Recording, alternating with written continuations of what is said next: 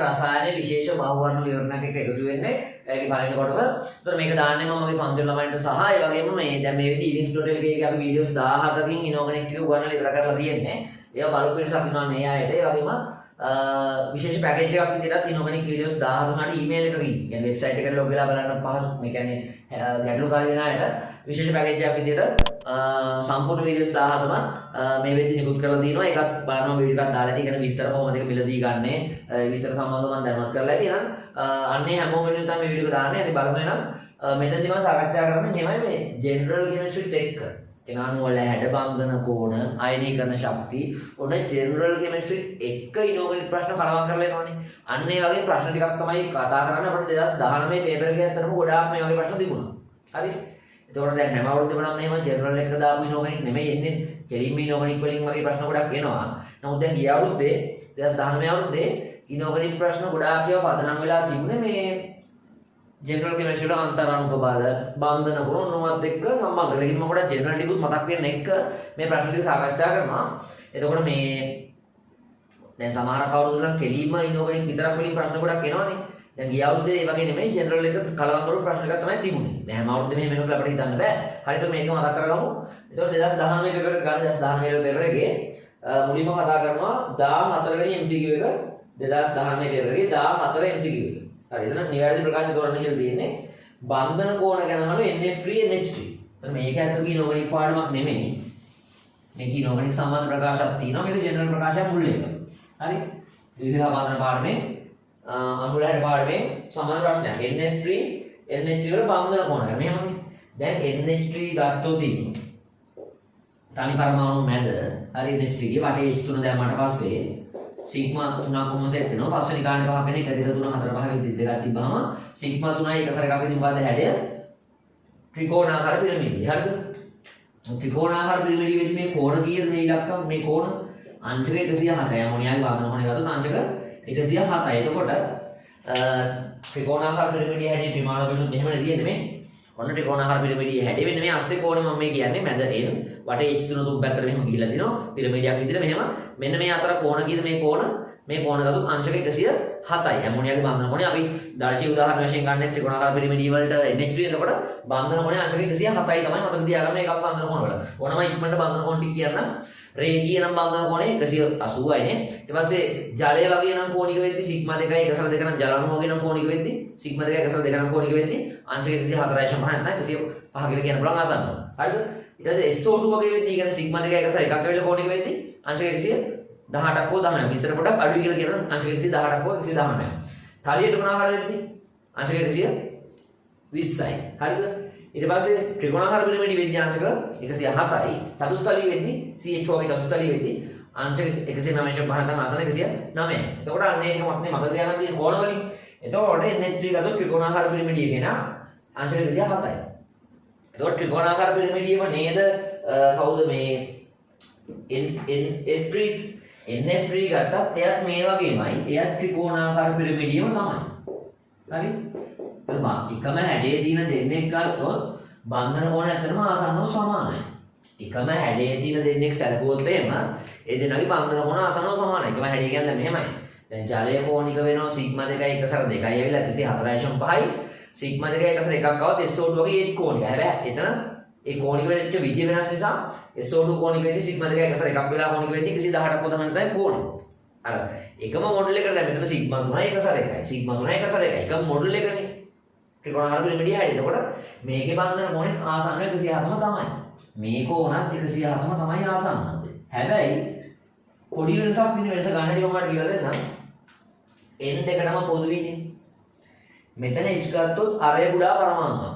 අරය කුඩා පරමාණු ඒ එක ශක්ති මට්ටමනේ h තියෙන්නේ. අරය කුඩායි. ශක්ති මට්ටම අඩු ගන්න පරමාණු අරය කුඩායි. ෆ්ලෝරින්ගේ ශක්ති මට්ටම් දෙකක ඉලෙක්ට්‍රෝන තියෙනවා. අරය විශාලයි. එතකොට අරය කුඩා පරමාණු ලං වෙලා බන්ධන හදනවා. බන්ධන දිග අඩුයි. අරය කුඩා පරමාණුවක් නම් අරය කුඩා පරමාණුවක් ගත්තොත් මේ තනි බන්ධන වල දිග සංසන්දනයේදී අරය කුඩා පරමාණු මැද කෙනාට ගොඩක් ලං වෙනවා. දැන් n එකටම පොදුයිනේ. HV F තමයි වෙනස. එතකොට H ගත්තොත් n ට ගොඩක් ලං වෙනකොට අරය කුඩා හින්දා බන්ධන දිග අඩුයි. H ට වඩා F ගේ අරය වැඩි හින්දා අරය විශාල පරමාණු ඈතින් ඉඳන් බන්ධන හදන බන්ධන දිග වැඩි. ඒක සරලයි. H ගේ ශක්ති මට්ටමයි කුඩා පරමාණුවක් F ගේ ශක්ති මට්ටම් දෙකයි H වඩා ලොකුයි. ඒතර H වඩා ලොකු කෙනා බන්ධනය හදද්දී ආ ඈතින් කරනවා බන්ධනය හදන්නේ. එන් දෙකටම පොදුයි. එතකොට බන්ධන දෙක ගත්තොත් NH වඩා NF ගේ වැඩි නේ. ඔය බන්ධන දෙක වැඩි වෙද්දි මතක තියාගන්න සිග්මා බන්ධන මේ ඔක්කොම සිග්මා බන්ධන දිගින් වැඩි වෙද්දී ඒවා අතර විකාශනයෙන් චුට්ටක් අඩු වෙලා මේ කෝණේ පොඩ්ඩක් පොඩි වෙනවා. එතන මේ කෝණේ ගත්තොත් 107ට වඩා චුට්ටක් මොකද වෙන්න ඕනේ? අඩු වෙන්න ඕනේ. අපි 96 පාඩමේදී ඇමෝනියා කෝණේ 107යි කියලා පාඩම් කරනවා. ත්‍රිකෝණාකාර පිරමිඩිය කෙනාගේ. එතකොට ඇමෝනියා වගේ තව කෙනෙක් ගත්තොත් ඒ 107 තමයි අපි ලියන්නේ ඊළඟට. නමුත් මේකේ අහන පොඩි වෙනසක් වෙනවා. මේකේ පොඩි ප්‍රමාණයක් තා සුළු ප්‍රමාණයක් හරි අංශකයක් දශම ගණන් පොඩි ප්‍රමාණයක් මේකට මේක අඩුයි හේතුව අර H ට වඩා F ගේ අරය විශාලනේ. අරය විශාල වෙද්දි බන්ධන හදන්නේ ඈතින් ඉඳන්. අරය විශාල වෙද්දි බන්ධනය හදන්නේ ඈතින් ඉඳන්. එතකොට ඈතින් ඉඳන් බන්ධනය හදන්නේ බන්ධනයේ දිග වැඩි. සිග්මා බන්ධන මේ ඔක්කොම සිග්මා බන්ධන දෙකින් වැඩි වෙද්දි මොකද සම්බන්ධේ? ඒවා අතර විකාශනයේ මතක් අඩු වෙලා කෝණේ පොඩි වෙනවා. හරි සිග්මා බන්ධන දිගින් වැඩි වෙද්දි ඒවා අතර විකාශනයේ මතක් අඩු වී ඊළඟ ලං වෙනවා කියන්නේ කෝණ චුට්ටක් මේ අතර කෝණේ පොඩ්ඩක් අඩු වෙනවා. මේ බන්ධනේ කියන පොඩ්ඩක් ලං වෙනවා. මෙතනට වඩා මේ බන්ධන ලං වීම මෙතන සිද්ධ වෙන්නේ හින්දා එතකොට කෝණ චුට්ටක් මෙතන අඩුයි. කොහොමයි ගන්නෙ? මධ්‍ය පරමාණුව වෙනස් වෙච්ච අවස්ථාවකදී තව සම්බන්ධයක් තියෙනවා නම් මධ්‍ය පරමාණුවේ විද්‍යුත් ඍණතාවය මේ මතත් ඕනනම් ගන්න පුළුවන්. හරි? මධ්‍ය පරමාණුවේ විද්‍යුත් ඍණතාවය මතත් ඕනනම් NH3 PH3 වගේ ගන්න පුළුවන්. ඒ වගේ තැනකදී ගන්නේ මධ්‍ය පරමාණුවේ විද්‍යුත් ඍණතාවය අඩු නම් බන්ධන කෝණය අඩු වෙනවා කියලා. හැබැයි ඒක හැමතැනම සෙට් වෙන්නේ නැහැ. හරිද? දැන් මෙතන මධ්‍ය පරමාණු සමානනේ. එහෙම කියලා ගන්න පුළුවන්. දැන් මෙතන NH3 PH3 වගේ වුණා නම් හරි මධ්‍ය පරමාණුවේ විද්‍යුත් ඍණතාව අඩු වීමේදී මධ්‍ය පරමාණුවේ විද්‍යුත් ඍණතාව අඩු වීමේදී කියන්නේ එකම වගේ දෙන්නේ.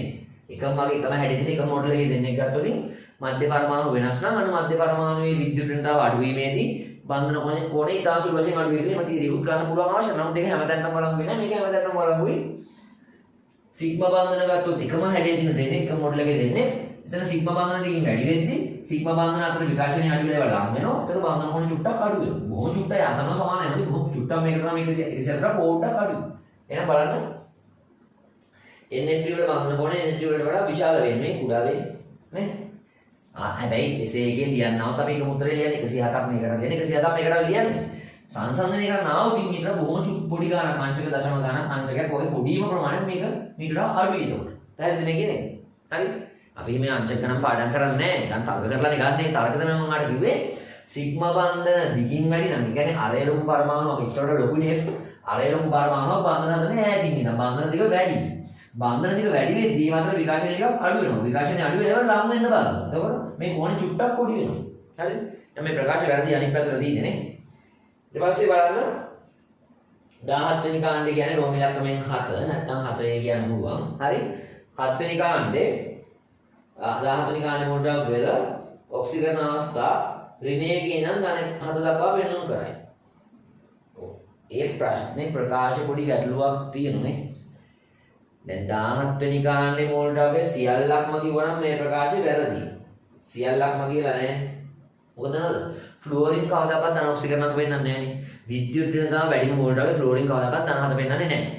දැන් හැලජන් පොදුවේ ඍණයක Cl- F- Br- ඍණයක අවස්ථාවේ හැමෝම වෙන්නන්නේ හැලජන් වලින්. එතකොට හැලජන් වලින් F නම් කවදාකවත් ඍණයක මිසක් ධන ඔක්සිජනක් වෙන්නන්නේ නෑ. හැබැයි ෆ්ලුවරින් අර අනික් හැලජන් ක්ලෝරින් බ්‍රෝමින් අයඩින් ඔත්තේ වලින් ධන වෙන්නවානේ.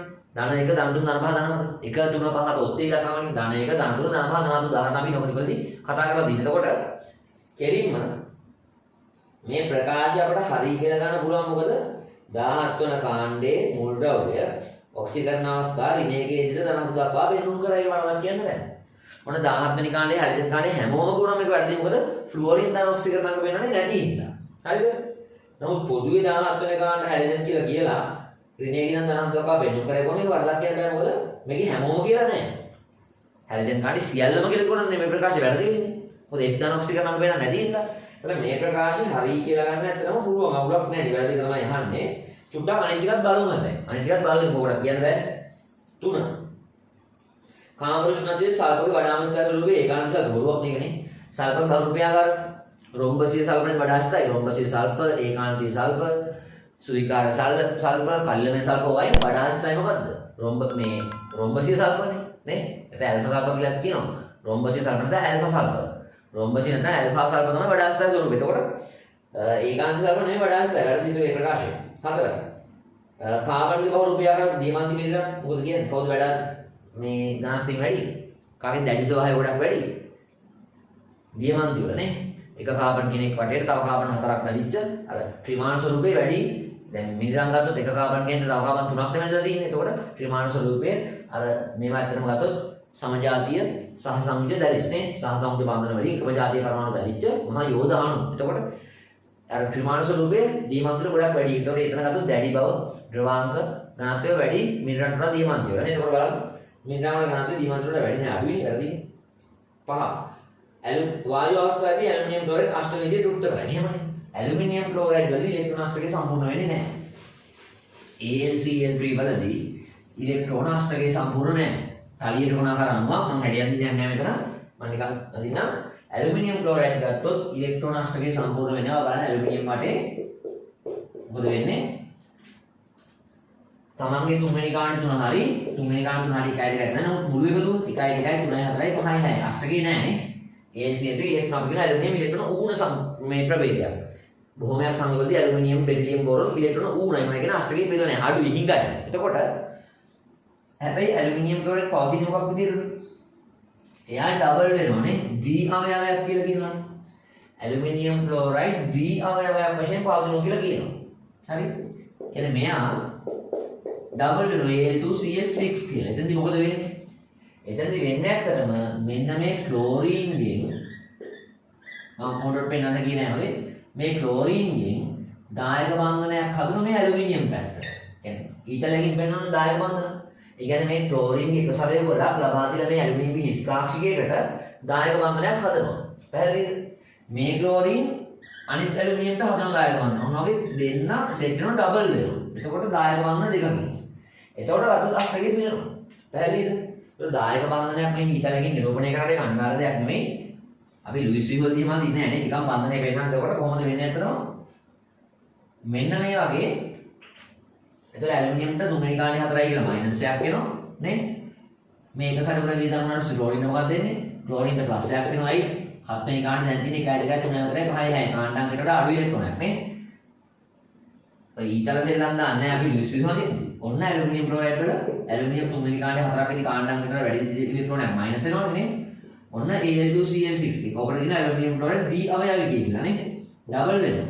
ඔන්න ඔහොම වෙලා අෂ්ටකය සම්පූර්ණ කර ගන්නවා ඇත්තට. හරිද? දායක බන්ධනේ ඊතලෙන් පෙන්වන්න පුළුවන්. නමුත් ලුයිස් විහේම දිනාවට පස්සේ අපි දායක බන්ධනේ ඊතලෙන් පෙන්වන්නේ නැහැ. එතන එක සැරේකට වේදම් වෙනවා මෙන්න මේ දායක බන්ධනේ හදන්න.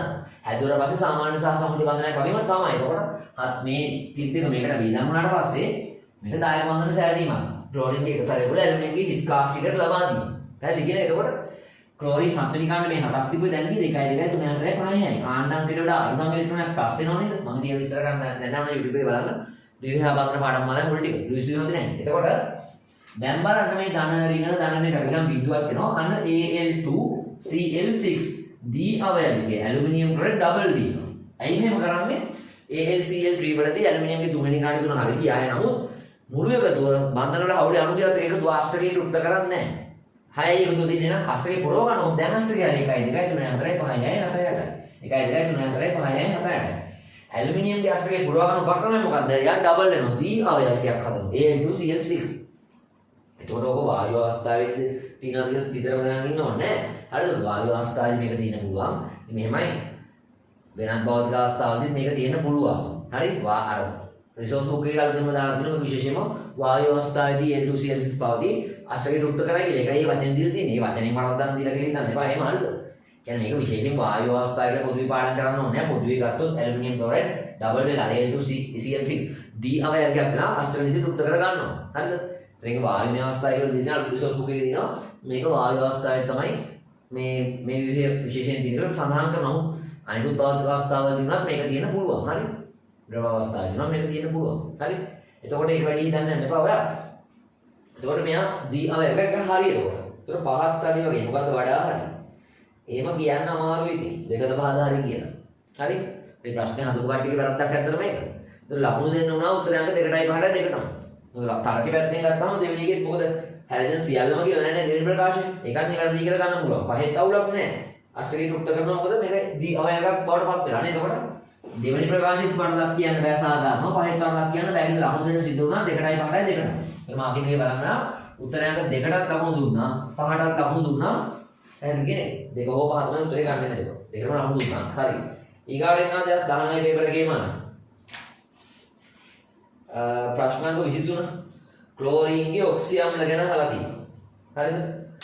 ක්ලෝරින්ගේ ඔක්සි අම්ල. හරි. ඒතර ඒව නම් මම අමුතුවෙන් දැන් මෙතන කියා දෙන්න යන්නේ නැහැ වීඩියෝ ටික. හරිද? ක්ලෝරින්ගේ ඔක්සි අම්ල අඳින හැටි කොහොමද මතක් කරගන්නේ? ඔක්සි ඇනයන අඳින්න පුළුවන් නම් ඔක්සි අම්ල අඳින්න පුළුවන්. ආයෙත් පුළුවන් ජෙනරල් වල ඕන නම් මම දාපු ස්ට්‍රක්චර් ඇන්ඩ් බොන්ඩින් කියන වීඩියෝස් ටික බලන්න. ඒකේ ඔක්සි ඇනයන අඳින හැටි කියලා දීලා ඇති. හරි. ඉනෝගනික් වල ඊවින්ස් එකේ කරපු පාඩම් ටික පන්ති වල කොහොම කතා කරලා තියෙන හින්දා මම විශේෂයෙන් කියන්නේ නැහැ. දැන් ඔයාලට පර්ක්ලෝරේට් අයනේ අඳින්න ඕන නම් හරිද? ඒ පර්ක්ලෝරේට් අයනේ ඇඳලා ඔක්සිජන් එකක් අඳින්නේ කොහොමද? තනි පරමාණු මැදට දැම්මා මයිනස් එක තියෙන ඕට එක මුලින්ම ආ කරන තනි බන්ධනයකින් 6 වෙනි ගානේ 7ක් වෙන තිත්තිප්පට පස්සේ මයිනස් වෙනවා ඕට නේ? අනිත් ඕ කට්ටිය ද්විත්ව බන්ධන වලින් මාක් කරලා උදාසීන ඕල මේ මැදත් එක්ක මේ විදිහට 6 වෙනි ගානේ 6ක් එන්න හරිද? ඕ හතරක් කොහොමද ආවත් ඊට පස්සේ නේ CO4 නේ ඔය විදිහට මැද ක්ලෝරින්ගේ 7 වෙනි ගානේ 7ක් වෙන ඉලෙක්ට්‍රෝන මදි නම් මදි පාඩු එකසර තිබ්බා. මදි පාඩු නැහැ 1 2 3 4 5 6 7 හරිය නිසා නේද? එතකොට මේ තමයි පර්ක්ලෝරේට් අයන. දැන් මේකේ මේ මයිනස් කෝඩ් H එකක් දැම්මම මොකද්ද? පර්ක්ලෝරේට් අයන මොකද්ද ලැබෙන්නේ? පර්ක්ලෝරේට් අයනේ මොකද්ද? පර්ක්ලෝරික් අම්ලය. හරිද? ඔයගේ තමයි ක්ලෝරේට් අයනේ ClO3 - දැම්මම මොකද්ද? ක්ලෝරික් අම්ලය. හරි? ඊට පස්සේ ඔය විදිහම ක්ලෝරයිට් අයන දැම්මොත් එහෙම මයිනස් මොකද්ද? ක්ලෝරස් අම්ලය. ClO- නැත්නම් හයිපොක්ලෝරයිට් දැම්මොත් OCl- කියන්න පුළුවන්. ඒකට දැම්මොත් HOC නැත්නම් ClHO හයිපොක්ලෝරස් අම්ලය. මේකේට H දැම්මම පස්සේ ClO4 ක්ලෝරික්. මේකට දැම්මොත් පස්සේ ක්ලෝරික්. මේ දෙකම ප්‍රබල අම්ල. මොනම හිතා ප්‍රබල අම්ලයක් කියන්න පුළුවන්. දෙකම ප්‍රබල අම්ල. මේකට තමයි ClO2 ක්ලෝරස් එක දුබල අම්ලයක්. මේකට දැම්මම පස්සේ HOC නැත්නම් HClO. ඒක හිතා දුබල අම්ලයක්. රාස්තායමයක් තමයි හයිපොක්ලෝරස් අම්ලය. හැබැයි IUPAC නම් කරොත් ලේසි කොහොමද මේ ඊට වඩා. මේක ක්ලෝරික් ක්ලෝරස් හයිපොක්ලෝරස් නේ. ජාත්‍යන්තර නම කියද ලේසි. මේ ඔක්කොම ක්ලෝරික්. මේ ඔක්කොම ක්ලෝරික්. මේකේ ඔත්තේ ලක්වන්නේ ධන ඔක්සිජන් ක්ලෝරින් ධන 7 ධන 5 ධන 3 ධන 2. ඔත්තේ වලින් ක්ලෝරින් ධන ඔක්සිජන් නම් මේකේ වෙනද. එතකොට මේක ක්ලෝරික් 7 ඇසිඩ් ක්ලෝරින් ලක්වන්නේ. මේක ක්ලෝරික් 5 ඇසිඩ් මේක ක්ලෝරික් 3 ඇසිඩ් මේක ක්ලෝරික් 1 ඇසිඩ්. IUPAC නම් ලේසි. ඔක්කොම ක්ලෝරික් ක්ලෝරික්. මම දැන් ධන 7 ක්ලෝරික් 7 ඇසිඩ් ක්ලෝරික් 5 ඇසිඩ් ක්ලෝරික් 3 ඇසිඩ් ක්ලෝරික් 1 ඇසිඩ්. හරිද? ඒතර ඔක්සිජන් නම් ධනාගේ වැඩි අම්ල ප්‍රබල අම්ල අඩු වෙනවා දුබල අම්ල. හරිද? එතකොට මේ මෙයා නම් අස්ථායිනේ. මෙයා පරමාණු අර විරංජනයේදී කතා කරන්නේ. මෙයාට පරමාණු ඔක්සිජන් දෙල විකටන වෙන්න පුළුවන්. මේක අස්ථායි අම්ලයක් HOCl කියලා කියන්නේ. හරිද? මම ඔක්කොම විවන්ද නැහැ කොහොමද මේ අදින්නේ? ඔක්සිජන් නම් මම ඉස්සෙල්ලා වෙන විදිහට අඳගත්තා. මයිනස් වලට ටික ගන්න දාගෙන ගියා. ඔක්සිජන් නම් ClO3 මයිනස් කොහොමද අදින්නේ?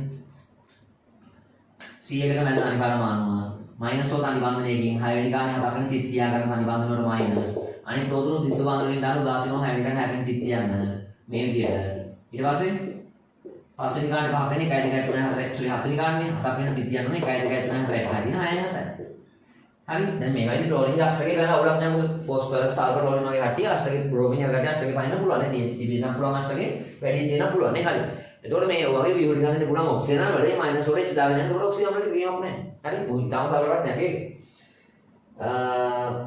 පළවෙනි ප්‍රකාශය හැඩ ටික ක්ලෝරින් වටා හැඩ ටික ඉතින් බලන්න ඕන හොඳේ අර පර්ක්ලෝරේට් අයන්නේ පර්ක්ලෝරික් හැදෙන්නේ මේකෙදි ක්ලෝරින් මටේ හැඩේ බලන්න මේකෙදි ක්ලෝරින් මටේ සිග්මා 4 1 බිඳුවක් කරන චතුස්තලිය මේකෙදි එනවාට මේ මයිනස් වල H තමයි කියලා ඕවටේ හැඩේ ඕවටේ හැඩයක් කරනවා මොකද ක්ලෝරින් මටේ වෙනසක් දෙන්නේ නැහැ නේ ක්ලෝරින් මටේ ගත්තොත් එimhe සිග්මා 3 1 ත්‍රිකෝණ 4 පිරමීඩ නේ මේක බලන්න ක්ලෝරින් මටේ කෝණික හරිද මේකේ ක්ලෝරින් මටේ මේ ක්ලෝරින් මටේ කියලා හැඩයක් කරනවා මෙතන ඕවටේ තමයි හැඩය ගන්න පුළුවන් නේ ඒතර අනුතුනේ තමයි දීලා තින්නේ නේද මේකේ මැද පරමාණු වෙන්නේ ඕනේ ඕ HVCl දෙපැත්තෙන් තියෙන. එතකොට මේ තුනේ ගත්තොත් මේකේ චතුස්තලීය ක්ලෝරින් මටේ හැඩේ, මේකේ ත්‍රිකෝණාකාර පිරමීඩීය ක්ලෝරින් මටේ හැඩේ, මේකේ කෝණිකයි ක්ලෝරින් මටේ හැඩේ. ඒක තමයි අහලා දෙන්නේ.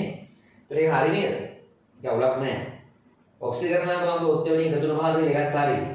ආම්ලිකතාව ධනාගේ වැඩි කෙනා ක්ලෝරින් එක තමයි අපඩියෙන් ප්‍රබලමනේ. හරි. ඊට පස්සේ මේ හැම එකේම ද්විත්ව බන්ධන එකක්වත් ගලංගුවේ අන්න අවුල ගැන ගන්න. මේකේ ද්විත්ව බන්ධන තියෙන පර්ක්ලෝරික් ක්ලෝරික් ක්ලෝරස් ගේ ඔක්කොගෙම තිබ්බට හයිපොක්ලෝරස් බලන්න හයිපොක්ලෝරස් හැදෙන්නේ මොකෙන්ද OCl minus වලින්. හරිද? Cl තනි බන්ධනයේ උතිපහනේ minus වෙන්නේ ඕට. හරිද? කොහොම? මෙයා උදාසීනයි. අත්නිකාණේ හත හරි මෙයා. ඔන්න හයිපොලරයිඩ් අයනේ. මේකේ මේ minus ඕට H එකක් ආවට පස්සේ අපි කියනවා හයිපොලරයිඩ් සම්ලි කියලා කෝණිකයි මෙන්න. හරි? සිග්මා දෙක එකසද ගන්න එන්න. කෝණික අණුවක් මේක නේද? එතකොට හැඩෙන් කෝණිකයි. HOC මේක දිත්ව බන්ධන මුකුත් නැහැ නේද? එතකොට මේක දිත්ව බන්ධන මුකුත් නැහැ. ඒක සියල්ලේම අඩුතරමින් එක් දිත්ව බන්ධන එකක් තියෙනවා කියන්නේ දැන් මේ තුනේදී බඩ මෙයාගේ එක දිත්ව බන්ධන එකක් නැහැ නේ. හැමෝගෙම දිත්ව බන්ධනයක් තියෙනවා කියන්නේ දැන් වැරදිනේ ප්‍රකාශනේ. පස්සේ මේක මේ සියල්ලේම අඩුතරමින් එක OH කාණ්ඩයක් අපිට මේ හැම එකේම කොහොමද OH කාණ්ඩ එක තමයි නේ. මේ හැම එකේම ඕට සම්බන්ධ H තියෙන එක ඔක්සි අම්ල කියන්නේ. ඔක්සි අම්ල කියන්නේ ඔක්සි අනායනයකින් තමයි ව්‍යුත්පන්න වෙන්නේ. ඒ ඔක්සි අනායනේ මයිනස් දීපෝට H ආවම තමයි ඔක්සි අම්ල කියන්නේ. නේ ඔක්සි අම්ල කියන්නේ අනිවාර්යෙන් ඕට සම්බන්ධ වෙච්ච H තියෙනවා. අන්න H තමයි ප්ලස් වශයෙන් ගැලවෙන්නේ නේ. මේ හැම එකෙන් බලන්න ඕට සම්බන්ධ වෙච්ච H එක ගානේ තියෙනවා. එහෙනම් ඔක්සි අම්ල කියන්නේ ඇත්තටම ඕට සම්බන්ධ වෙච්ච H තියෙන කට්ටිය තමයි. ඒක තමයි ප්ලස් වශයෙන් ගැලවෙන්නේ නේ. හරි ඉතින් හරි කිසි අවුලක් නැහැ. උත්තරයක් කොහොමද බොහොම ලේසි වශයෙන් සෝරි 4 වෙන්නේ නේ. 4. සියල්ලේම අර්ධධර්මයේ විද්‍යුත් බන්ධනයක් අපතන ඔය කියන්නේ මොකද HOCl ගේ තනි බන්ධන විතරයි. ඒක හින්දා ගේම කියන්න බැරි. ඉතින් උත්තරයක් 4 ඉඳලා වැඩි අංක 4 තමයි උත්තරේ. ඊට පස්සේ ආහාරව ගන්න ප්‍රශ්නාංක 31 2019 පේපර් එකේ මොකක්ද කියන්නේ මේ ප්‍රශ්නාංක 31. ඔක්සිජන් සහ සල්ෆර් අණු සරල සහ සංගාණු සම්බන්ධව නිවැරදි වෙන්නේ. දැන් ඔක්සිජන් සම්බන්ධ සරල අණුවක් කොහොම ජලය හරි නේ. හයිඩ්‍රජන් පෙරොක්සයිඩ් H2O2 හරි. සල්ෆර්ගේ සරල අණු SO2 SO2 වගේ දෙන්නේ අහන්නේ. හරි බලමු. පළවෙනි එක H2O උභයගුණී ලක්ෂණ පෙන්වන්න කරයි. උභයගුණී කියන්නේ මොකද්ද සාමාන්‍යයෙන්? උභයගුණී ලෝහ කියන්නේ කවුද? උභයගුණී ලෝහ කියන්නේ අම්ලත් එක්කත් ප්‍රතික්‍රියා කරන බාෂ්මත් එක්කත් ප්‍රතික්‍රියා කරන. උභයගුණී හයිඩ්‍රොක්සයිඩ් කියන්නේ මොකද්ද? ඒ හයිඩ්‍රොක්සයිඩ් අම්ලත් එක්කත් ප්‍රතික්‍රියා කරන ප්‍රබල බාෂ්මත් එක්කත් ප්‍රතික්‍රියා කරන. ප්‍රබල බාෂ්මනේ උභයගුණී ලෝහ කියන්නේ අම්ලත් එක්කත් ප්‍රතික්‍රියා කරන ප්‍රබල බාෂ්මත් එක්කත් ප්‍රතික්‍රියා කරන. උභයගුණී හයිඩ්‍රොක්සයිඩ් අම්ලත් එක්කත් ප්‍රතික්‍රියා කරන ප්‍රබල බාෂ්මත් එක්කත් ප්‍රතික්‍රියා කරන. අර දෙපැත්තක් නේ අම්ලත් එක්කත් සෙට් වෙනවා බාෂ්මත් එක්කත් සෙට් වෙනවා. ඒකයි උභයගුණී කියලා කියන්නේ. දැන් ජලය ගත්තොත් ජලයට අම්ලයක් වශයෙන් ක්‍රියා කරන්නත් පුළුවන් බාෂ්මයක් වශයෙන් ක්‍රියා කරන්නත් පුළුවන්. ඔය අදහස තමයි ඔය දීලා තියෙන්නේ. නමුත් ළමයින්ට තර්ක කරන්න පුළුවන් මේ වචනේ වැරදි කියලා මොකද උඹේ ගුණය නෙමෙයි ඔකට කියන්නේ. ජලයට අම්ලයක් ලෙස ක්‍රියා කරන්නත් පුළුවන් H+ දෙන්නත් පුළුවන්. බාෂ්මයක් ලෙස ක්‍රියා කරන්න පුළුවන් කෙනෙක් H+ ගන්න පුළුවන් ද හයිඩ්‍රොක්සයිඩ් දෙන්න පුළුවන් නේ. H+ දෙන ඒවා අම්ල නම් H+ ගන්න ඒවා බාෂ්ම කියලා කියන්න පුළුවන් නැත්නම් හයිඩ්‍රොක්සයිඩ් දෙන ඒවා බාෂ්ම කියන්න පුළුවන් නේ. එතකොට ජලයට අම්ලයක් වශයෙන් ක්‍රියා කරන්නත් පුළුවන් බාෂ්මයක් වශයෙන් ක්‍රියා කරන්නත් පුළුවන්. ඕකට කියන නියම නම තමයි උභය ප්‍රෝටික ප්‍රභේදය. උභය ප්‍රෝටික. ප්‍රෝටික කියන්නේ ප්‍රෝටෝන කියන්නේ H+. එතකොට ජලයට H+ දෙන්න පුළුවන් අම්ලයක් ලෙස හැසිරෙන්න පුළුවන්. දැන් H+ කියන්නේ මොකද? ප්‍රෝටෝනයක් නේ. ඇයි? H පරමාණුවේ න්‍යෂ්ටියේ ප්‍රෝටෝනය වටේ ඉලෙක්ට්‍රෝනය. ඒ තුන ගැලපෙන්නේ න්‍යෂ්ටිය විතරයි ප්‍රෝටෝනයක් විතරයි. ප්‍රෝටෝන H+ අයනය ගත්තොත් ප්‍රෝටෝනයක් විතරයි තියෙන්නේ නා. ප්‍රෝටෝන දෙන්නත් පුළුවන් ගන්නත් පුළුවන්. H+ දෙන කට්ටිය ප්‍රෝටෝන H+ කියලා කියන්නේ. H+ දෙන්නේ අම්ල නම් H+ ගන්නේ බාෂ්ම වෙන්නේ නෙමෙයි. ජලයට හැකියාව දෙන H+ ලබා දෙන්න. ඒ වගේ H+ ගන්න. ජලයට අම්ලයක් ලෙස ක්‍රියා කරන්නත් පුළුවන් බාෂ්මයක් ලෙස ක්‍රියා කරන්නත් පුළුවන්. ඕකට කියන උභය ප්‍රෝටික ප්‍රභේද කියලා. උභය ගුණී නෙමෙයි අතරම වචනේ ගත්තොත්. හරි? නමුත් උභය ගුණී කොහොමද තේරෙන්නේ? නිකන් අර ආම්ලික ගුණක් තියෙනවා බාෂ්මික ගුණක් තියෙනවා වගේ දෙයක්. පැහැදිලි කියන්නේ දැන්. හරිද?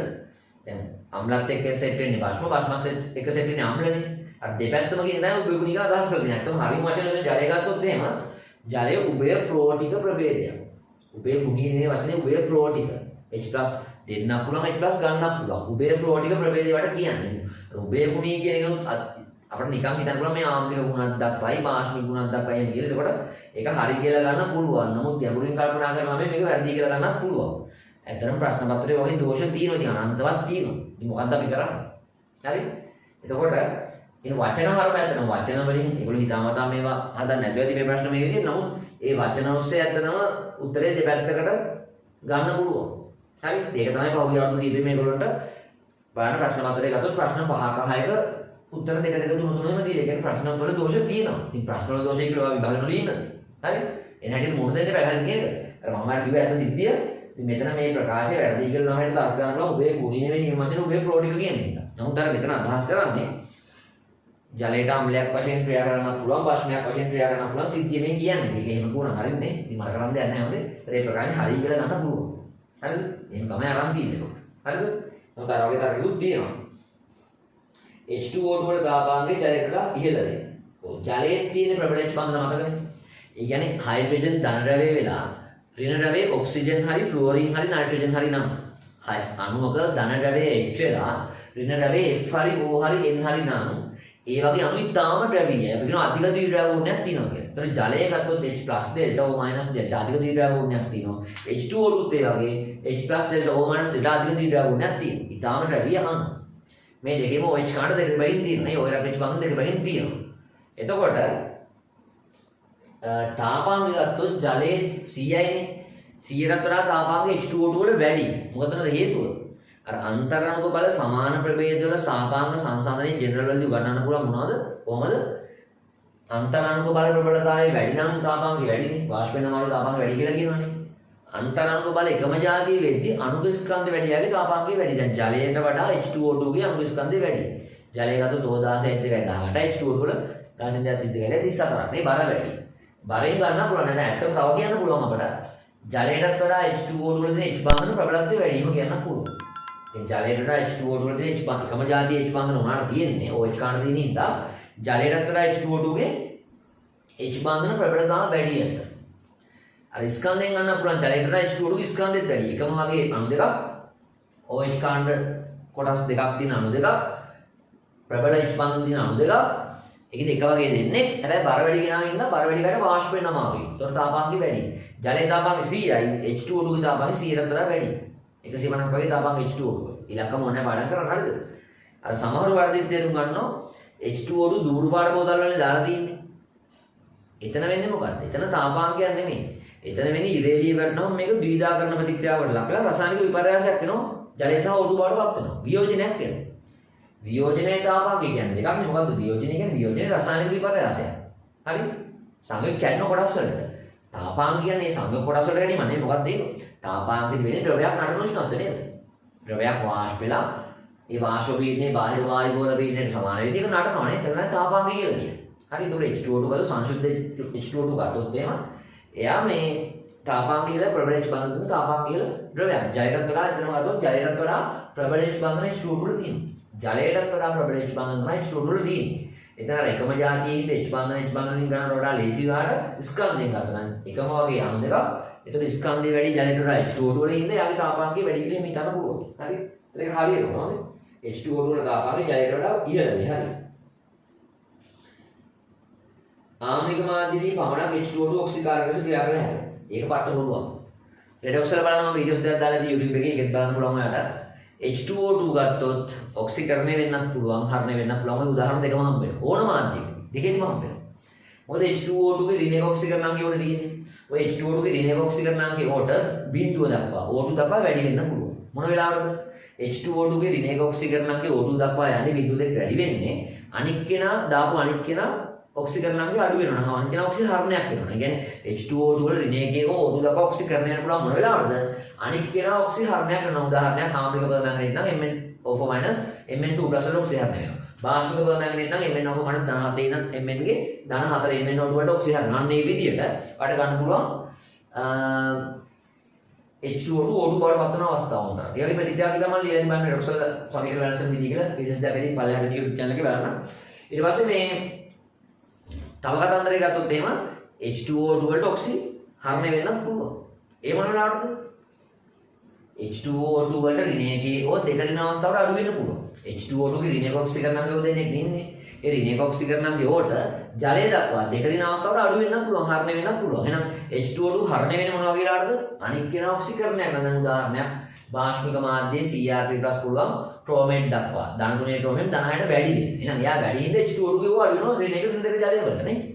ආම්ලික මාධ්‍යයේ දෙවි උදාහරණ ගන්න පුළුවන් කොහොමද? H2O2 ගේ ඔක්සිකරණාංගය අඩු වෙනවා, හරණය වෙනවා. අනික් කෙනා ඔක්සිකරණාංගය වැඩි වෙනවා. උදාහරණ ෆෙරස් ෆෙරික් කියන පුළුවන් ඔක්සිකරණය නම් H2O2 ජලය වල ඔක්සිකරණය වෙනවා නේ විදිහට. අපර උන්තරම මාධ්‍ය දෙකෙදිම ගන්න පුළුවන් කිසි අවුලක් නැහැ. මාධ්‍ය දෙකෙදිම H2O2 වලට ඔක්සිකරණය වෙන්නත් පුළුවන්, ඔක්සිකරණය වෙන්නත් පුළුවන්. ඉතින් කිසියම් කෙනෙක් තමන් වෙන්නේ ඔක්සිකරණයක් නම් අපි කියන්නේ නම අනිත් පැත්තෙන් කියන්නේ ඔක්සිහාර්ගය කියලානේ. තමන් වෙන්නේ ඔක්සිහරණයක් නම් නම කියන්නේ අනිත් පැත්තෙන් ඔක්සිකාර්ගය කියලා. කියන්නේ නම් H2O2 වලට ඔක්සිකාර්ගයක් වශයෙන් ක්‍රියා කරන්නත් පුළුවන්, ඔක්සිහාර්ගයක් වශයෙන් ක්‍රියා කරන්නත් පුළුවන්. පැහැදිලි මේක නේ? හරි. එතකොට ආම්ලික මාධ්‍ය පමණ මේ මාධ්‍ය දෙකෙදිම වැඩි කරන්න පුළුවන් ප්‍රකාශය වැරදි. H2S SO2 දෙකටම හැකියාව ඇත්තේ ඔක්සිජන් හරවීමේ පමණයි. ඔන්න ඔයාලට වෙන්න එපා. දැන් SO2 ගත්තොත් ඔයා බලන්න සල්පගේ ධන 4නේ. මේ සල්පගේ ධන 4 සාමාන්‍යයෙන් කැමති ධන 6ට යන්න. උදාහරණයක් පර්මැංගනේට් දැම්මොත් ආම්ලික මාධ්‍යයේ පර්මැංගනේට් ධන 7 මැංගනීස් Mn2+ අඩු වෙද්දී හරණය වෙද්දී SO2 ගේ සල්ප ධන 4 සල්ෆේට් SO4 වලට වඩා ඔක්සිකරණය වෙනවා ඇත්ත. SO2 වලට ඔක්සිකරණය වෙන්න පුළුවන්. සල්පගේ ධන 4 සල්ෆේට් ධන 6ට ඔක්සිකරණය වෙන්න පුළුවන්. එතන ඔක්සිකරණයක් වෙන හින්දා සල්ෆේට් බවට මෙයා මොකද්ද කියනවා? මෙයාට ඔක්සි හාරකයක් කියන්න පුළුවන්. ඒ තමන් ඔක්සිකරණයක් නෙවෙයි. සල්පගේ ධන 4 ධන 6ට ඔක්සිකරණයක් නම් කයනුවන මාරු කරන්න. තමන් ඔක්සිකරණයක් නම් කියන්නේ ඔක්සි හාරකය කියලා. SO2 ඔක්සි හාරකයක් හරි. උදාහරණයක් පර්මැංගනේට් දාද්දී SO2 සල්ෆේට් බවට ඔක්සිකරණය වෙනවා. ආම්ලික ඩයික්‍රොමේට් දාද්දී ඩයික්‍රොමේට් ආම්ලික මාධ්‍යයේ CR2+ ධාරණය වෙද්දී මෙයා සල්ෆේට් බවට ඔක්සිකරණය වෙනවා. හරි. ඔක්සි හාරකයක් ලෙස. නමුත් මේකට ඔක්සි හරණය වෙන්නත් පුළුවන්. මේ සල්පගේ ධන 4 බිඳුවට යන්න පුළුවන්. උදාසීන සල්ප දක්වා උදාහරණයක් ගත්තොත් H2S එක. H2S එක තෙතමනේ ඇටිවිට SO2 ප්‍රතික්‍රියාවේදී හරිද? ලැබෙන්නේ ගත්තොත් H2S ඔක්සිකරණයෙන් සල්ප ලැබෙනවා. SO2 ඔක්සි හරණයෙන් සල්ප ලැබෙනවා. සල්ප දෙකේම සල්ප ලැබෙන්නේ. හරි? එතකොට මෙහෙම සල්ප ධන සල්ප කියලා නැහැ ප්‍රතික්‍රියාවේදී. H2S ගත්තොත් දෙක වෙන අවස්ථාව බිඳුවට වැඩි වෙනවා. ඔක්සිකරණය වෙලා සල්ප ලැබෙනවා. SO2 ධන 4 යනවා කියන්න සල්පගේ දෙක වෙන අවස්ථාව බිඳුවට අඩු වෙන නිසා සල්පගේ දෙක වෙන අවස්ථාව බිඳුවට වැඩි වෙන නිසා සල්පගේ දෙක වෙන අවස්ථාව බිඳුවට වැඩි වෙනවා. ඒතර ඍණ දෙකේ සල්ප බිඳුවට වැඩි වෙන හින්දා මෙතන ධන 4 සල්ප අඩු වෙනවා. දෙකම වැඩි වෙන්න බෑ නේද? මේ දෙක වෙන අවස්ථාවේ සල්ප බිඳුවට වැඩි වෙනවා ඔක්සිකරණය. මේ ධන 4 සල්ප බිඳුවට අඩු වෙන ඔක්සිකරණය දෙකම සල්ප ලැබෙන්නේ. එහෙම සල්ප ධන සල්ප කියන්නේ නැහැ. දෙකම ලැබෙන හරිය සල්ප. මේකට ඉච්චන දිදී ජලයක් තියෙනවා. නිකන් බැලන්ස් කරගන්න පුළුවන් මේක. රෙඩොක්ස් උනාට නිකන් බැලන්ස් කරගන්න පුළුවන් හරිද? ඔක්සිජන් දෙකකින් දෙකක් දාන්න H4කින්ද H4 කරගන්න ඒක සල්ප තුනක් වෙනවා. තුනක් දාන්න නිකන් බැලන්ස් වෙනවා හරිද? තෙතමනේ ඇතුලේ H2S SO2 වගේ පොඩ්ඩක් උදාහරණයක් මොකටද? H2S දෙක වෙන සල්ප ඔක්සිකරණාංකේ වැඩි වෙලා සල්ප හදනවා. දෙක වෙන අවස්ථාව බිඳුවට ඔක්සිකරණය. එහෙනම් මෙයා හරණ කරනවා ධන 4 ඉඳන් මොනවටද? මේ ධන 4 සල්ප මොනවටද යන්නේ? ධන 4ට වඩා බිඳුව අඩු වෙන ඔක්සිහරණය වෙලා සල්ප හදනකොට ධන 4 බිඳුවට වෙන ඔක්සිහරණයක්. දැන් තමන් ඔක්සිහරණයක් නම් SO2 සල්පුණා කියන්නේ මොකද්ද? තමන් ඔක්සිහරණයක් නම් මොකද කියන්නේ? තමන් හරණයක් නම් ඔක්සිකාරකේ දෙආකාරයෙන්ම හැසිරෙන්න පුළුවන් SO2ට ඔක්සිකාරකයක් වශයෙන් උපුණා ඔක්සිහාරකයක් වශයෙන් පුළුවන්. පැහැදිලිද? ඊට පස්සේ මෙන්න මේවා නිතරම අහන ප්‍රශ්න මේවා. දැන් ඔය මෙතන ඇමෝනියා ගැන අහලා නැහැ. ඔය H2S ඇමෝනියා වගේ අණු දැන් මෙතන සල්ප ගත්තොත් අවම ඔක්සිකරණාංකනේ තියෙන්නේ. ඇත්ත තමයි මේ සල්පගේ දෙකකින් තව අඩු වෙන්න බෑ. H2S වලදී සල්ප තියෙන්නේ අවම ඔක්සිකරණ අවස්ථාවේ. ඔය ආම්ලික පර්මැංගනේට් දැම්මොත් ආම්ලික මාධ්‍යයේ පර්මැංගනේට් Mn2+ වෙනවා. ඔක්සිහරණය නම් H2S දෙවෙනි අවස්ථාව උදාසීන සල්ප වල බිඳුර ඔක්සිකරණය වෙන එක හරියි. හරි? H2S තමන් ඔක්සිකරණය වෙන කැමති කෙනෙක්. ඔක්සිහාරකයක් කියන්නේ. ඩයික්‍රොමේට් දැම්මොත් ඩයික්‍රොමේට් ආම්ලික මාධ්‍යයේ CR3+ වෙනවා. ඔක්සිහරණයක් ඉඳ H2S දෙවෙනි අවස්ථාව සල්ප වල බිඳුර ඔක්සිකරණය වෙනවා. හරියට. හරිද? H2S කියන්නේ ඔක්සිකරණය වෙන ක්‍රියාවක් දක්වන කෙනෙක්. තමන් ඔක්සිකරණයක් නම් සල්ප බවට පත් වෙන එකම තියෙන H2S. එතකොට තමන් ඔක්සිකරණයක් නම් කියන්නේ ඔක්සිහාරකයක්. හැබැයි අමතක කරන්න එපා සල්ප අවම ඔක්සිකරණා විදිහට තව අඩු වෙන්න බෑ ඒක ඇත්ත. නමුත් මේක H ධනයක දෙන්නෙක් ඉන්නවනේ. ධනයක H දෙන්නෙක් මේකේ ඉන්නවා. එතකොට මේ ධනයක H අපට ඔක්සිකරණාගේ අඩු කරන්න පුළුවන් බිඳුවට H2 වායුව දක්වා. හොඳ උදාහරණයක් සෝඩියම් පොටෑසියම් වගේ ප්‍රතික්‍රියාශීලී ලෝහයක් දැම්මොත් මේ වගේ කට්ටිය සෝඩියම් පොටෑසියම් වගේ ප්‍රතික්‍රියාශීලී කෙනෙක් දැම්මොත් මෙන්න මේ H2S වල මොකද වෙන්නේ? සෝඩියම් ධනයකට ගිහිල්ලා Na2S හදනවා. හරි? සෝඩියම් 1+ බවට පත් වෙනවා. එතකොට සල්ප දෙකෙන් මුත් වෙන්නේ නැහැ. සෝඩියම් ප්ලස් දෙන්නේ ගාම Na2S සූත්‍රය. හරිද? එතකොට සෝඩියම් බිඳුව ඔක්සිකරණාගේ ධනයකට ගිහිල්ලා ඉලෙක්ට්‍රෝන පිට වෙනවා. සෝඩියම් බිඳුව උදාසීන අවස්ථාව ධනයකට ඉලෙක්ට්‍රෝන පිට වෙනවා. ඔක්සිකරණය. මේ H ගේ ධනයක බිඳුවට අඩු වෙලා H2 වායුව පිට වෙනවා. හරිද? එතකොට සමීකරණ නිකන් බැලන්ස් කරන්න පුළුවන් දෙකක් සෝඩියම් දාපුවම හරිද? එතකොට මේ වගේ හොඳ උදාහරණ මොකද? මෙතන සල්පට අඩු වෙන්න බෑ. සල්ප දෙකෙන් මේකෙන් දෙකෙන් සල්ප මුකුත් වෙන්නේ නැහැ. හැබැයි H ගේ ධනයක දෙන්න H ගේ ධනයක ඔක්සිකරණ ගෙදෙන H2S වල තියෙන H ගේ ධනයක ඔක්සිකරණ ගෙදෙන්න අන්න බිඳුවේ දෙන්නේ බවට ඔක්සි මෙතන ඔක්සිකරණ ගාව සල්පගේ ඍණ දෙකයි H ගේ ධනයකනේ පිට කරනවා H ධනයක H ධනයක H. එතකොට මේ ධනයක H ගත්තොත් මොකද ධනයක H බිඳුවට අඩු වෙලා ඔක්සිහරණයක් වෙලා. ධනයක ඔක්සිකරණගේ හයිඩ්‍රජන් බිඳුවට අඩු වෙලා ඔක්සිහරණයක් වෙලා කියන්නේ මොකද්ද? මෙයාට ඔක්සිහරණය වෙන්නත් පුළුවන්. ඒ සල්ප හින්දා නෙමෙයි H හින්දා. දැන් ඇමෝනියත් වගේනේ NH3 වල දෙකක් කොමන් ප්‍රශ්නයක් නේ. NH3 වල N තියෙන්නේ අවොක්සිකරණ අවස්ථාව ඍණ 3. ඔය ඍණ 3ෙන් වැඩි වෙන්න පුළුවන් විවිධ බිඳු වගේ අවස්ථාවලට නේ. හැබැයි NH3 ගේ ඍණ 3 N තව අඩු වෙන්න බැරි වුණාට H ගේ ධනක අඩු වෙන්න පුළුවන්. H2S වගේම ඇමෝනියත් නේ. එතකොට එතන ගත්තොත් එහෙම NH3 ගත්තා ඍණ 3 N කැමති වැඩි වෙන්න. යාට තව අඩු වෙන්න බෑ. යා හරනේ වෙන්න බෑ. නමුත් NH3 ගේ ධනයක H ඉන්නෝනේ. යාට පුළුවන් සෝඩියම් පොටෑසියම් වගේ කෙනෙක් දාද්දි ධනයකට වැඩි වෙන්නේ. ධනයක ඉඳන් බිඳුවට අඩු වෙන්නේ නේ.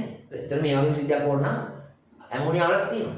ඒ කියන්නේ H2S ඇමෝනියා වගේ අණු වල මධ්‍ය පරමාණු සල්ෆේන් ඒවා කට්ටිය අවොක්සිකරණ තිබ්බට වටේ ඉන H ධනයක ඉනම් බිඳුවට වගේ යන්න පුළුවන්. හරණයක් වෙන්න පුළුවන්. කොහොමද සෝඩියම් පොටෑසියම් වගේ ප්‍රතික්‍රියාශීලී එකක් දාන්නේ. එතකොට H2S ටොක්සික් කාර්කයක් වශයෙන් ක්‍රියා කරන්න පුළුවන්. ඔක්සිජන් කාර්කයක් වශයෙන් ක්‍රියා කරන්න පුළුවන්. දෙකම පුළුවන් නේ.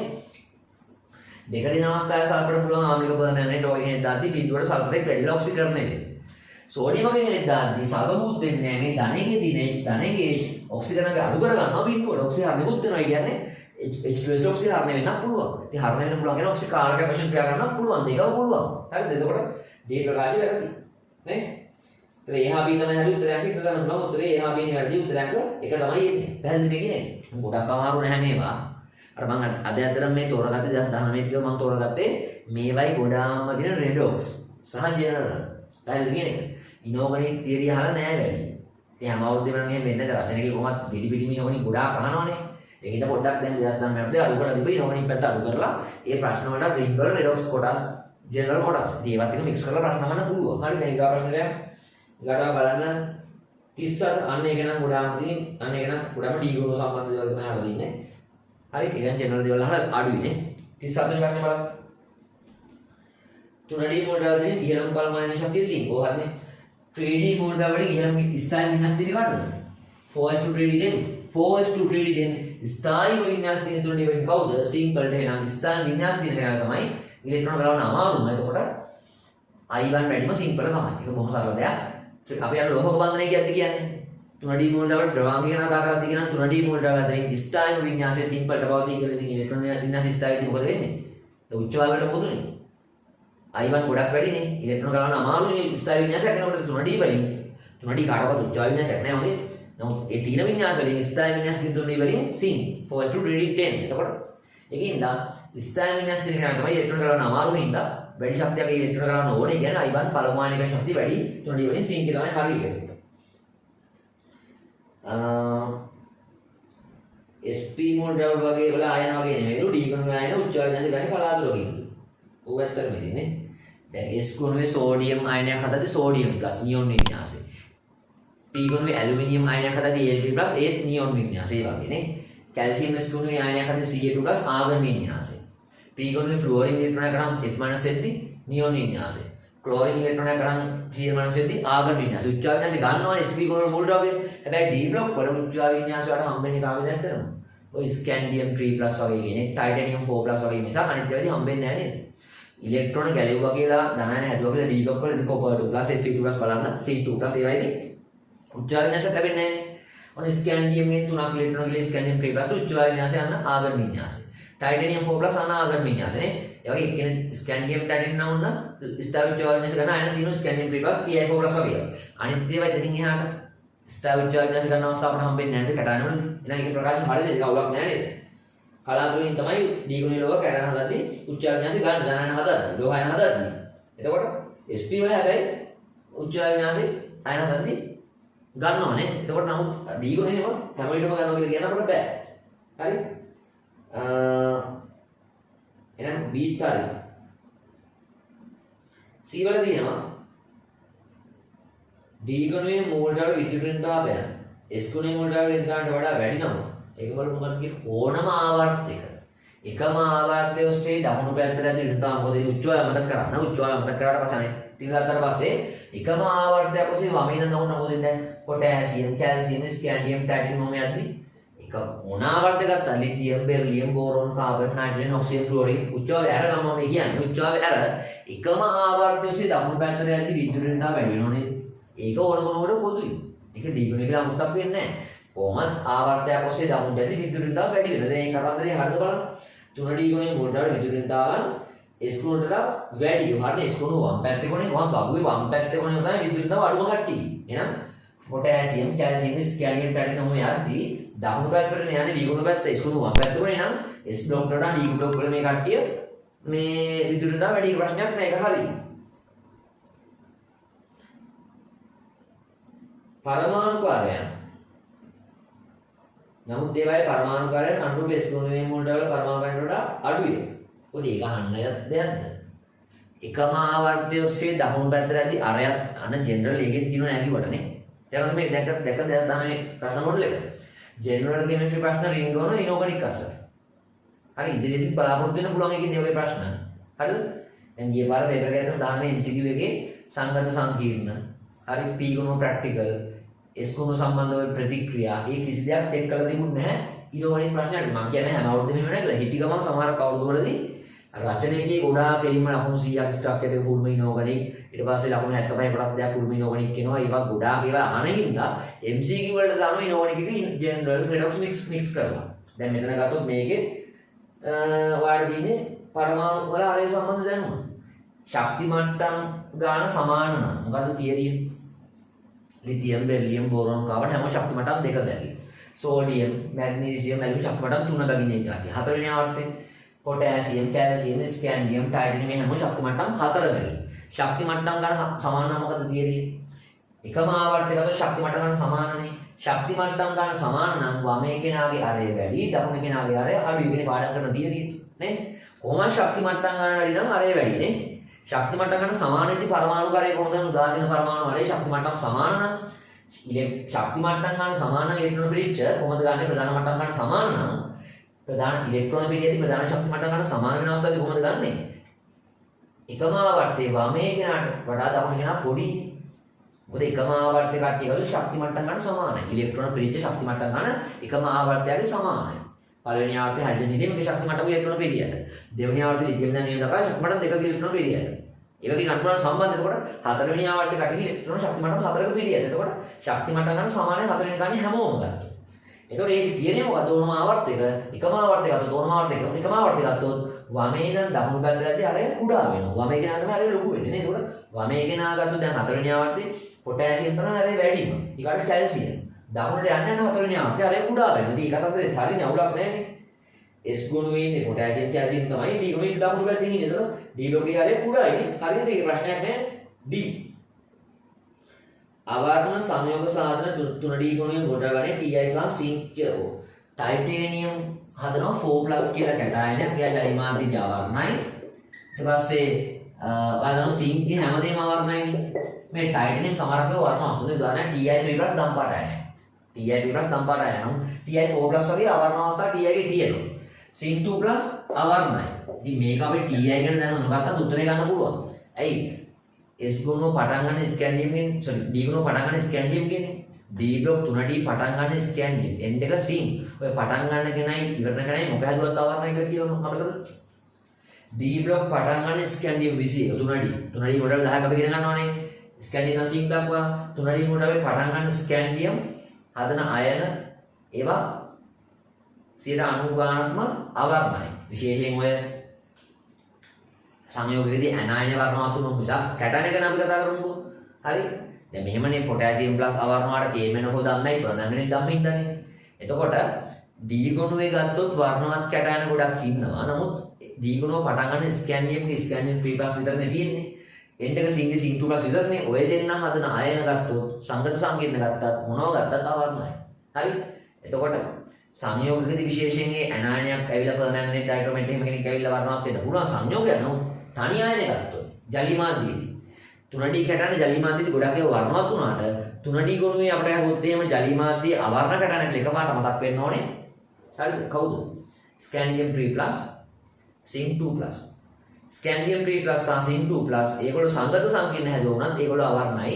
ඒගොල්ලෝ නිතරම අවර්ණ කට්ටිය. ඒතකොට මෙතන ස්කැන්ඩියම් ගැන කියන තව කෙනෙක් ඕනනම් කොහොමද අවර්ණ කියන්නේ? කොපරයි කොපගේ 1+, කොපගේ 2+ එහෙම ජලී මාධ්‍ය දිනුවාට ජලී මාධ්‍ය කොප 1+ අවර්ණයි නේද? එතකොට කොප 1+ වල ටිකක් අස්තයිනේ. ස්ථායි කැටයන නැහැ නෝ කොහොම හරි.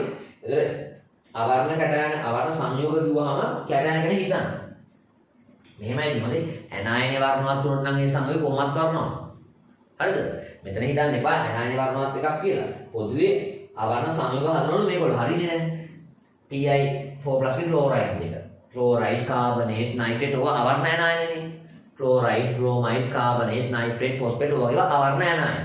වර්ණවත් යන අයනේ ඉතින් කීපයක් තියෙන්නේ. ඩයික්‍රෝමේට්, ක්‍රෝමේට්, පර්මැංගනේට් ඔය ටිකනේ නේ. මැංගනේට් මේ පර්මැංගනේට් දම් පාටයි. මැංගනේට් MnO4 2- මැංගනේට් කොළ පාටයි. ක්‍රෝමේට් CrO4 2- කහ පාටයි. ඩයික්‍රෝමේට් Cr2O7 2- තැඹිලි පාට. ඔයාලා තියෙන වර්ණවත් යන වලට. අනිත් නයිට්‍රේට්, ක්ලෝරයිඩ්, ෆොස්ෆේට් ඔය යන ගත්තොත් වර්ණවත් නැහැ නේ. අවර්ණයි. එතකොට ඉතින් බොහොමයක් සංයෝගවලදී මේගොල්ලෝ ඉන්නේ 60 යන අවර්ණේ හින්දා බොහොමයක් සංයෝග මේගොල්ලෝ හදන ඒවා අවර්ණයි. ඊට අමතරව ස්කැන්ඩියම් 3+ ස්කැන්ඩියම් 3+ අවර්ණ කෙනෙක් ඉන්නේ ස්කැන්ඩියම් 3+ නම් සංයෝගات අවර්ණයි. ඊට අමතරව කොපගේ තියෙන අතර කොපගේ කොප 2+ ජලි මාධ්‍ය නිරුණාට ජලි මාධ්‍ය කොප 1+ අවර්ණයි. ඒක කොප 1+ ටිකක් අස්තයි නේ. අස්තයි කට නැහැ කියා කොහොමද ගමනේ. එතකොට ස්කැන්ඩියම් ගැන මෙතන කියලාම නැහැ. කොප පැත්තකින් බලන්න කොහොම වුණත් එතකොට අවර්ණ සංගතන තුනේ කට්ටිය TI සෙට් විතර නෙමෙයි ස්කැන්ඩියම් පැහැදිලිව ගන්න බෑනේ. ඊට අමතරව කොපගේ 1+ එකක් අවර්ණ අවස්ථාවක් තියෙනවා. Mn2+ දත්තින් ආරෝස පාට වර්ණ කියලා කියන්න පුළුවන්. අවර්ණ පැත්තට එකක් දාලා Mn2+. එතකොට 3D වලින් කැටයන වර්ණවත් කරන ගොඩක් ඉන්නේ. නමුත් 3D කට්ටියකින් අවර්ණ කැටයන ඕන තරම් තියෙනවානේ. ඒක 3D කැටයන සියල්ල වර්ණවත් කියලා කියන්න බෑ. හරිද? ඒතර හරිය මොනවාද ප්‍රකාශ? A හරිය ගියා, B හරිය C හරියනේ. A හරිය B හරිය C හරිය නේද? තුනම හරියනේ. A හරිය B හරිය C හරිය තුනක පහයි එතකොට එන්නේ. හරි තව එකක් කරමු. ප්‍රශ්නක 41. 2019 පෙරේ ප්‍රශ්නක 41 බලන්න 2019 ප්‍රශ්නක 41 බලන්න. ඒකේ කියනවා හැලජන් අතරින් හැලජන් වල භෞතික අවස්ථා ටික කියන්නේ ෆ්ලුවරින් F2 වායුව. හරි F2 කියලා කියන්නේ නිකන් කොළ පාට උරු කහ පාට මේ වායුවක්. හරි Cl2 ඒ වගේ මේ කොළ පාට උරු කහ පාට වායුවක්. හරි Cl2 නම් වර්ණය කියන්න පුළුවන් මොන හරි නිකන් කොළ පැහැට උරු කහ පාටක් ওই වායුව තියෙන්නේ. හරි F2 තියෙන කහ පාටු වායුව කොළ පාටු කහ පාටක් තියෙනවා. ඒකට වායු. හරිද?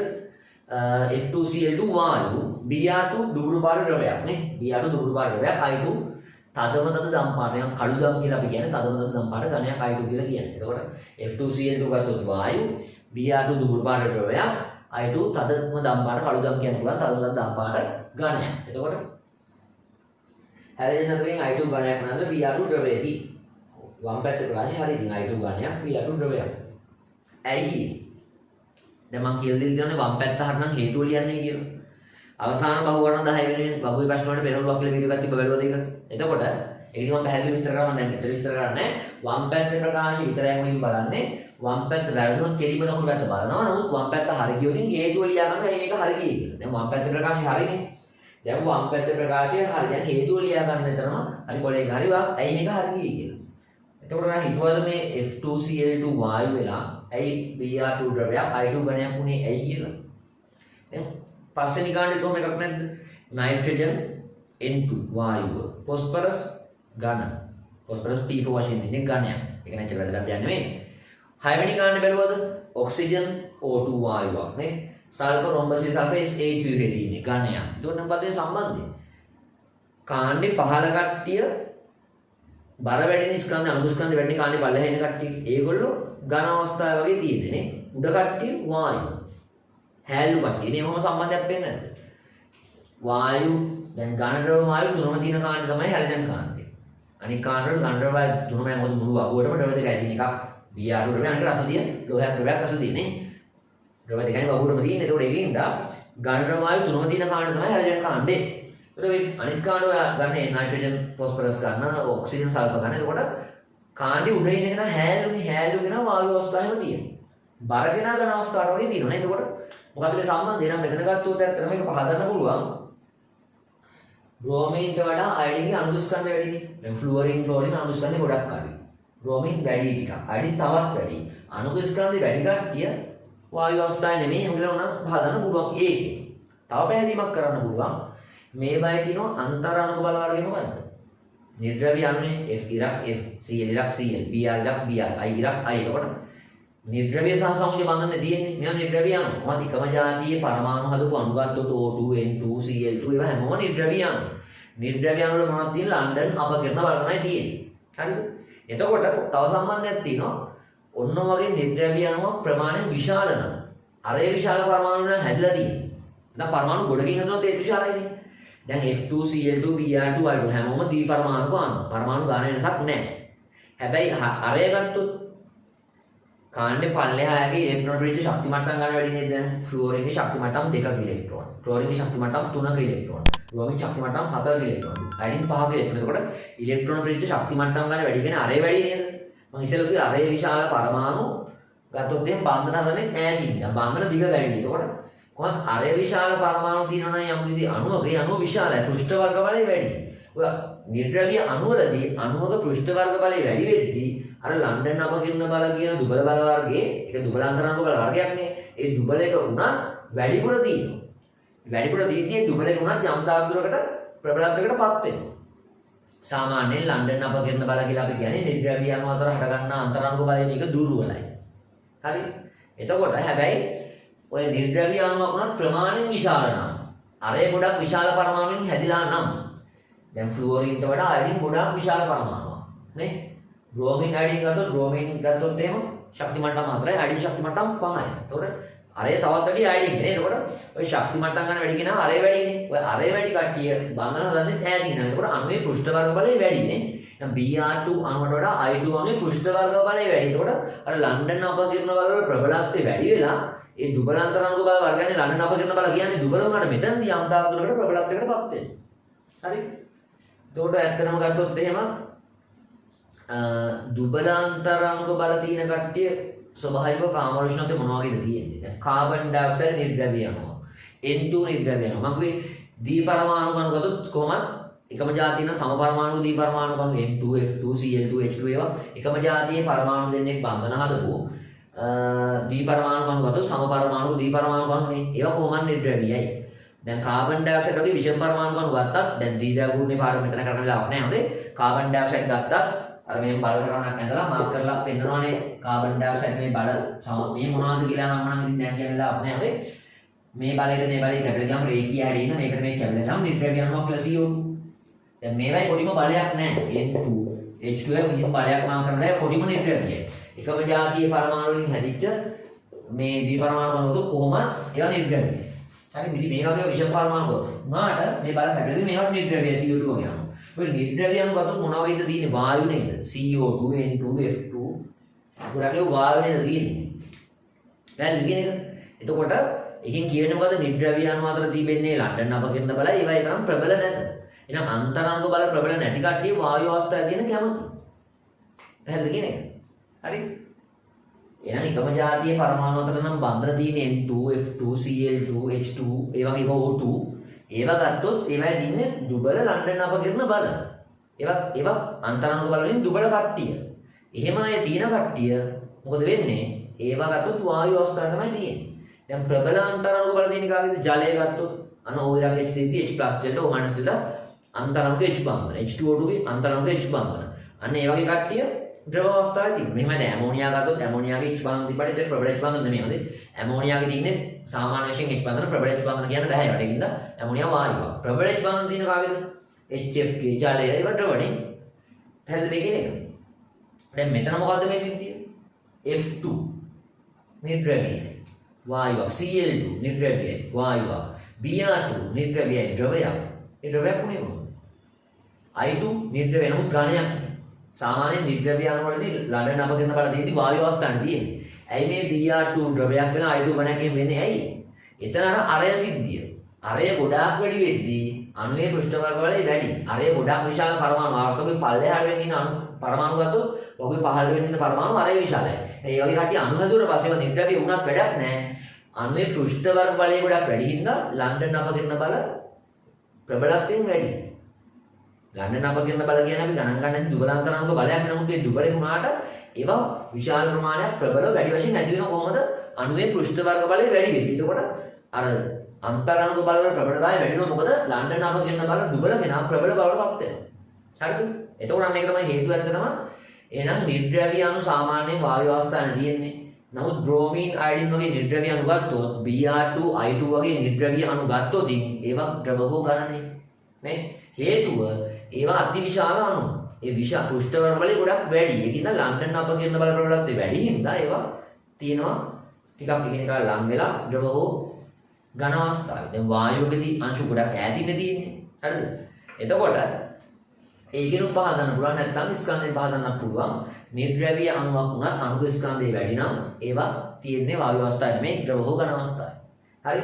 නිර්ද්‍රව්‍ය අණුවක් උනත් අණුක ස්කන්ධයෙන් වැඩි නම් ඒක තියෙන්න පුළුවන් ද්‍රව හෝ ඝන අවස්ථාව. නැත්නම් තව කියන්න පුළුවන් නිර්ද්‍රව්‍ය අණුවක් වුවත් එහි පෘෂ්ඨ වර්ග බලය වැඩි නම් අරේ ගොඩක් විශාල පරමාණු ඉන්නවා නම් එහි පෘෂ්ඨ වර්ග බලය වැඩි නම් ඒ වගේ අණු ද්‍රව හෝ ඝන අවස්ථාවේ තියෙනවා. ඒතර බ්‍රෝමීන් අයින් දෙකෙන් බ්‍රෝමීන් අතර I2 ගත්තොත් I ගේ පරමාණු කාර්යය වැඩි හින්දා Br අතර I විශාල හින්දා Br2 වලට I2 ගේ පෘෂ්ඨ වර්ග බලය වැඩි හින්දා ලන්ඩන් අපකිරණ බල ප්‍රබලතාව වැඩි. ඒකින් දෙක තවත් ඒ පරමාණු තවත් ඒ අණු ලං වෙලා